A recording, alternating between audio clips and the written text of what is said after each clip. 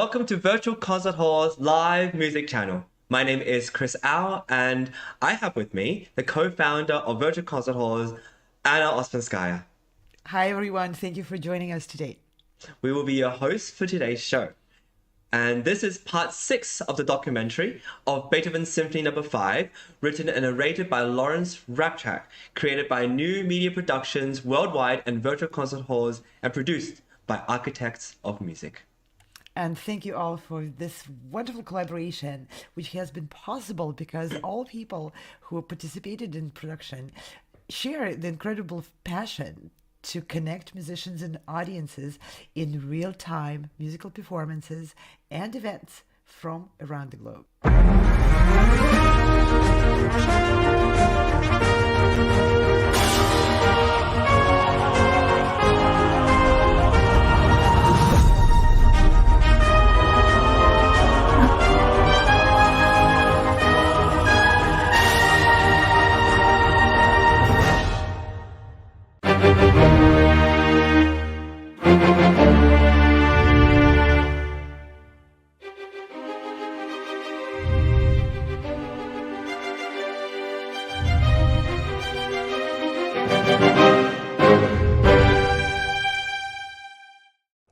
We're now in Beethoven's second section, and he once again gives us his lovely promenade secondary theme.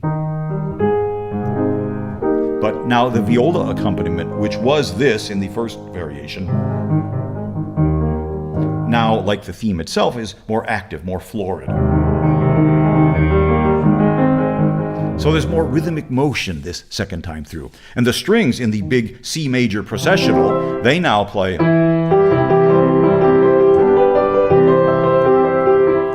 even in the mystical hovering chord passage. The cellos initially were just playing a single note. Now they play more active. Yes, does that sound familiar? 3 short notes? Could be. And it's so soft that it's barely audible.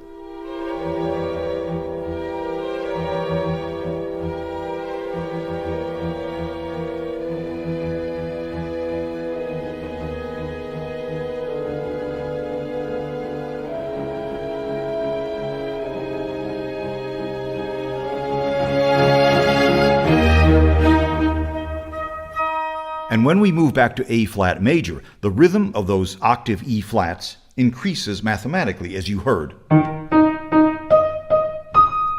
And now the third major panel of this movement begins, with another even more florid variation of the main theme, again in the cellos and violas.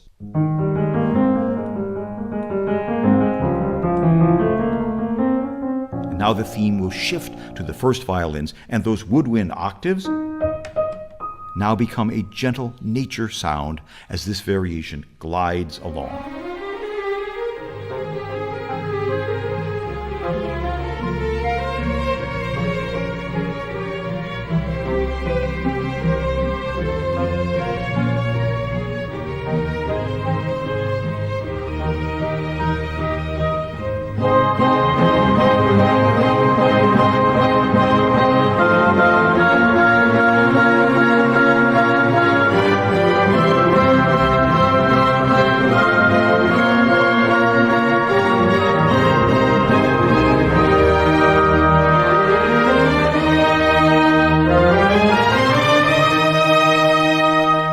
And there we heard yet another variation for full orchestra with pulsing winds and brass and the very florid theme in the cellos and basses. And now we've clearly reached a juncture in this movement with those big scales settling on the dominant note of E flat. Okay. Now we have an interlude, a new variation which starts very softly on the E flat dominant chord in the strings. And the theme is now in the clarinet, but based on the dominant harmony. Now the bassoon enters on the tonic chord. And Beethoven takes the basic outline of the theme, and he creates this little fantasy for the flute and oboe in thirds.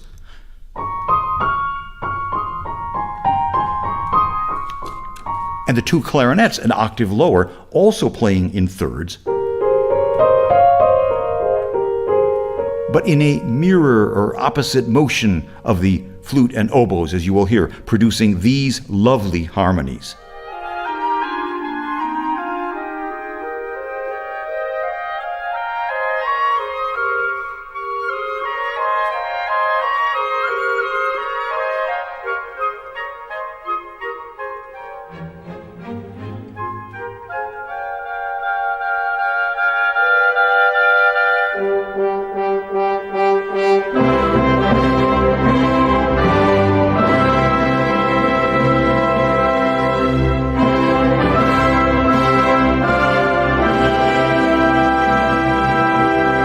And there, without warning, our secondary theme returned, the grand C Major Procession, with these harmonies. And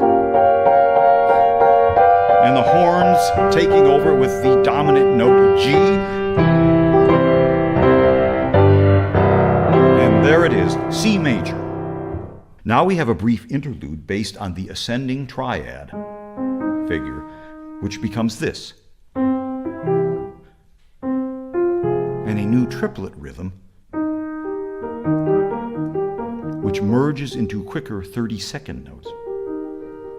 This is Beethoven doing his motivic organic thing, spinning out a tiny motive to become something new. In this case, it's an accompaniment for a new variation in the minor key.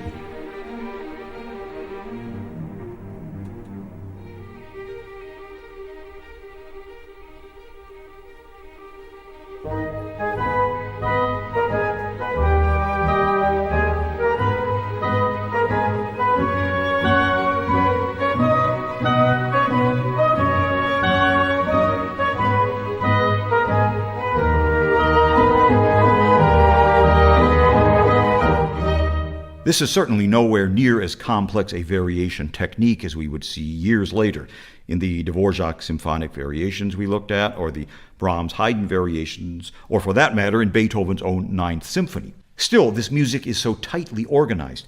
Every thematic entity begins with some form of the ascending triad. The opening theme, the secondary theme, which becomes the C Major Procession, later the surging string figures, even the oft-repeated string extension. There's your ascending triad. And the main theme ends with the triad, sounding like a fanfare. It's everywhere, and it's an important part of the symphonic unity of this music. And speaking of motivic unity, there is definitely a resemblance, conscious or not, between the first movements, 3 short and 1 long notes, and this, of this movement. And you'll see it again in the scherzo.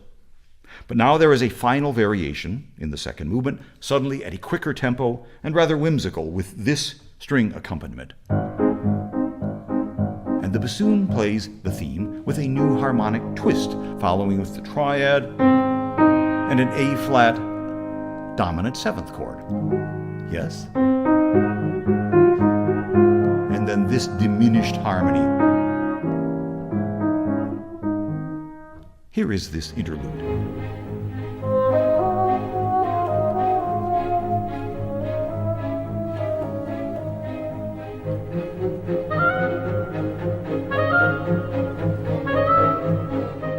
And when we encounter the final appearance of that string extension, that passage we've heard so often,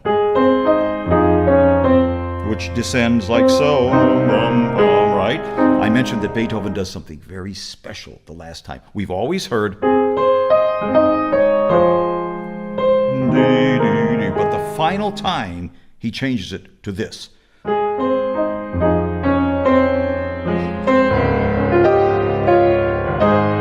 That lovely expressive arch of the melody from this to this.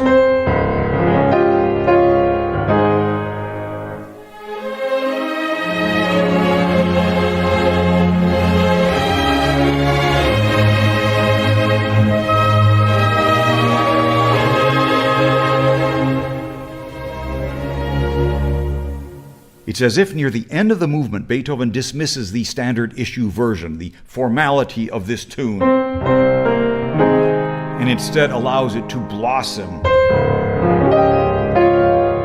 Now it's sunny, it's warm, it's very human, and it leads to a tranquil and pastoral vision, at least until the triad begins to rise from the depths and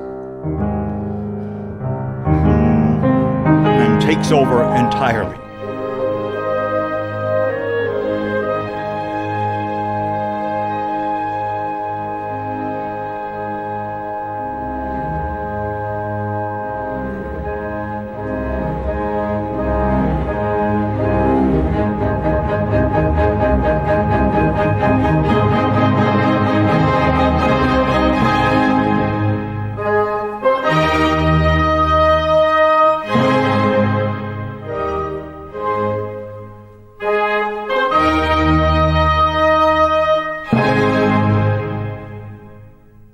And this very unusual movement, whose unique qualities are overshadowed by everything that surrounds it in this symphony, ends triumphantly.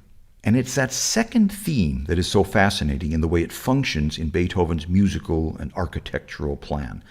Begins as a companion to the main theme, with which it shares its opening rhythm. It's so graceful and elegant, but it's continually drifting into that remote world of the first movement, before bursting forth in glorious C major, and that low C in the cellos and basses. And this procession offers us a clear preview of our ultimate destination in the symphony's finale. Why is this theme, at first so graceful, then bold and triumphant? Why is it continually slipping in and out of this shadowy realm of Beethoven's creative world?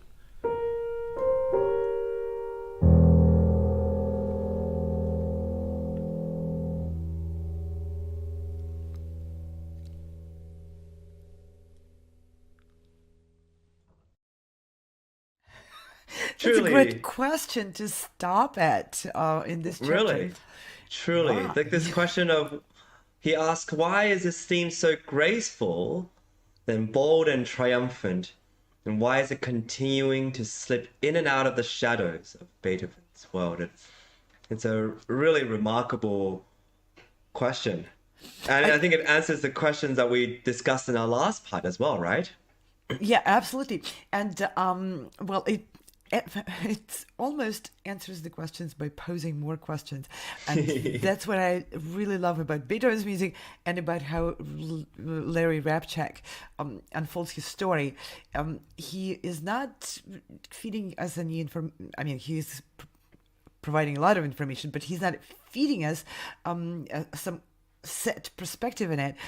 He raises the questions which, boom, create absolutely an open field for imagination. And this question, really, why?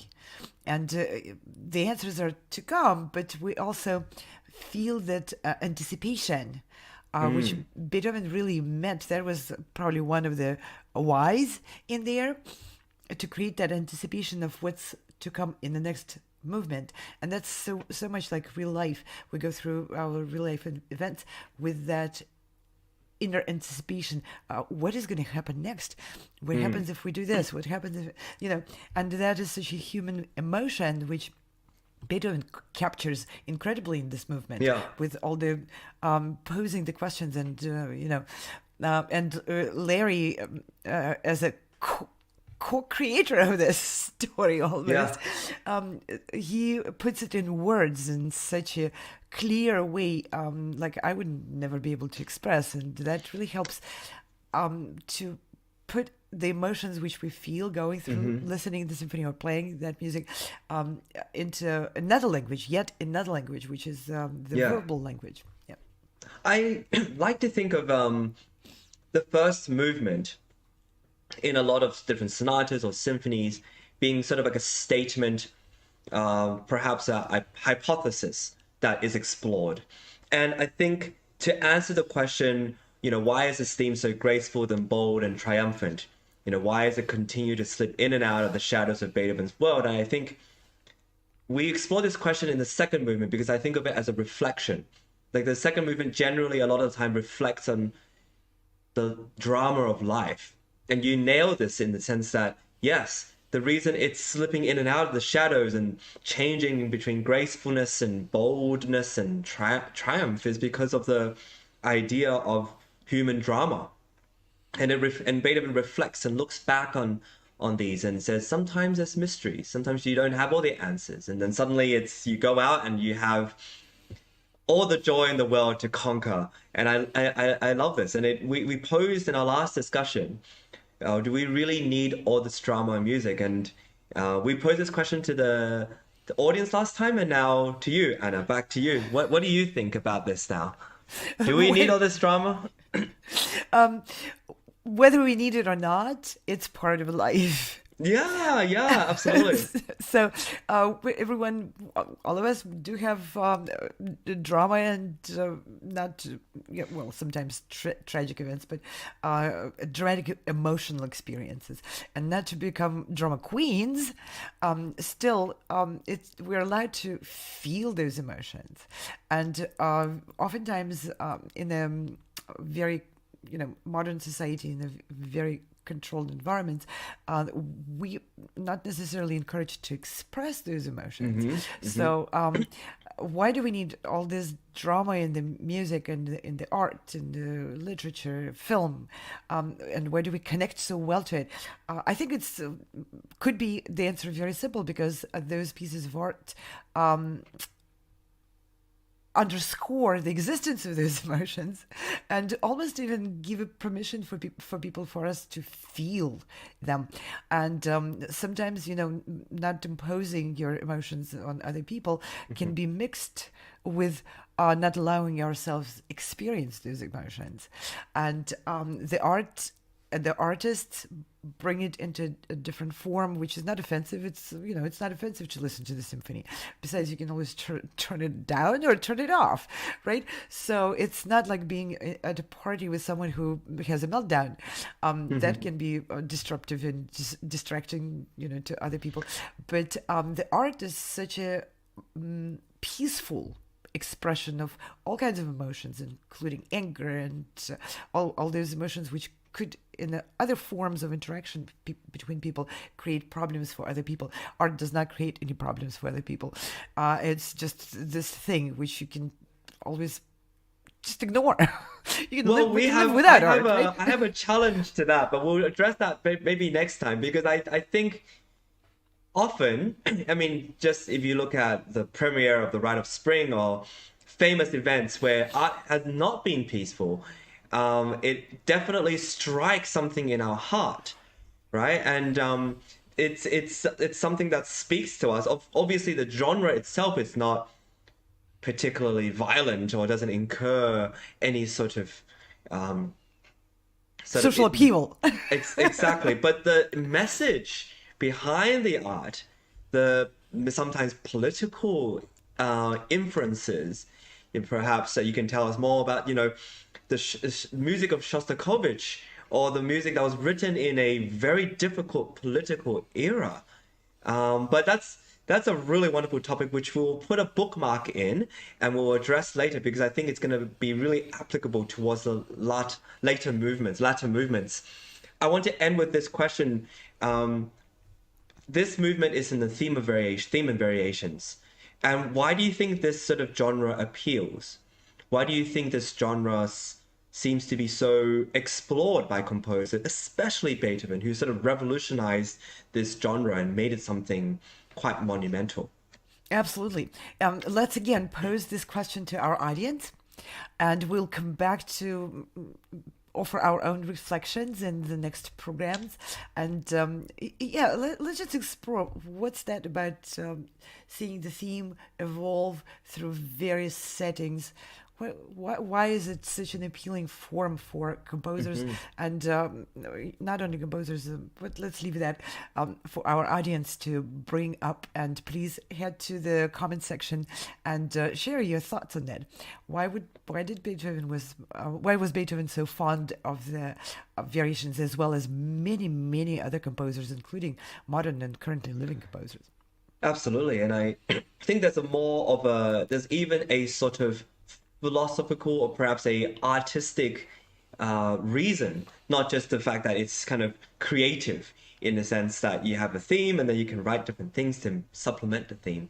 I think it's really interesting. So we'll leave that open-ended, but we will address the answer to that very soon. And with that, we want to give a big hand to the people who worked so hard to put this together, right? The team, the collaborators, new media productions, virtual concert halls, architects of music, and of course, the amazing narration of Larry Rapchak. And thank you, Virtual Concert Halls team. You just saw the names flash on the screen. These are incredible people, and we are very blessed and grateful for those collaborations.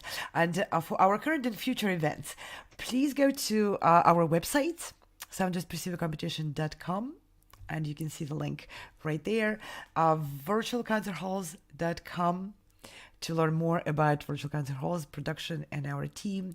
Explore more events and opportunities for musicians through progressivemusicians.com website, and many opportunities for people who would like to perform with orchestras around the world on colorchestra.com. Thank you all very much for being part of our event. Yeah, thank you so much, and we'll see you next time for part 7 of our Beethoven 5 documentary series. Until next time. See you next time. Bye. No matter where you are or who you are, music connects us all. We started with a dream, but now we are paving the future. Welcome to the Sound Espressiva Global Competition. Fully virtual, yet bringing musicians closer together than ever before, now on a global scale. True live, inclusivity, diversity, connection, community, an extraordinary array of judges. Get noticed by companies all over the world. Prizes, scholarships, performance opportunities. Apply to be a part of the most exciting congregation of artists like nothing you've ever seen before. We guarantee quality and leave no musician behind. We can't wait to hear you on the virtual stage.